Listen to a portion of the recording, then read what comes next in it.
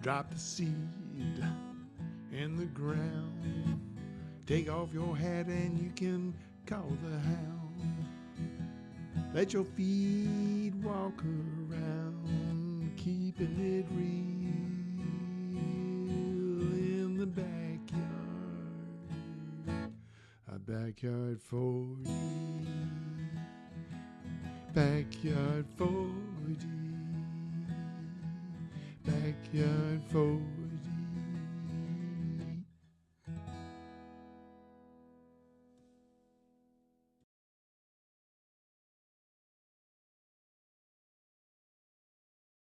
To those of you who may have flown in on crow's wings or just dropping in the regular way, welcome to the Backyard 40, where the only side we use is the outside. And lately, even outside has become a little bit too slippery to stay upright for long, so I've been staying inside. Planning. Plant planning. But before we go inside for a look at plant planning headquarters, here's a quick reminder of the cold weather germination experiment. I got a wild hair last week when it was 70 degrees and planted butter crunch lettuce, chef's choice blend, collards, turnips, spinach, mustard, kale, and beets. Yeah, beets. You can't beat them. And you also can't beat the fact that plenty of germination happened in only 2 weeks of cooler than average temperatures. This shows a foot-long section of one lettuce row. Those will need thinning if they all make it.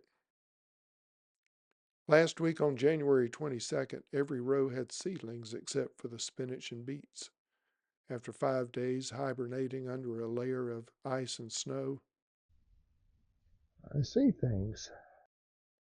Right on the edge of the raised bed, where the snow had retreated a couple inches, was a spinach seedling, still helmeted with its seed coat, its first tiny root buried in the half-inch of loose top fluff, apparently unfrozen, unlike the soil a mere inch beneath it. And then it hit me. I would never have seen any of this last year. All the activity would have been no higher than my shins, which is, I have discovered, too far for me to stoop for what only may be. But now, with the soil chest high, a slight stoop quickly gives me an ant's eye view. I have been putting some of my planning notes in a journal. It's fun to keep up with chores accomplished and bounty reaped. Plus, it's a great tool for organizing. Any gardener who has kept a journal will give it a green thumbs up, I'm sure. Here's a sample entry.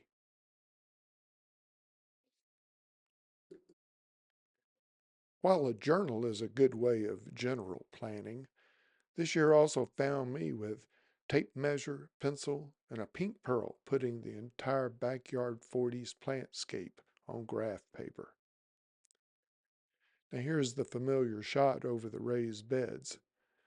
I conducted the first ever landscape inventory after filling the beds with soil. Since I have always wanted to strictly follow the square foot gardening method, and this is the year that that's going to be done, I knew a careful inventory of both plant material and the spaces needed to be done. After assigning each 8-foot fence section a bed number, F1 through 21, I made a bushwhacker's map, good enough for who it's for and what it's for. I put it on graph paper so I can make a close estimate as to how many plants I need. And here's the pile of this year's seeds that's going to help do that.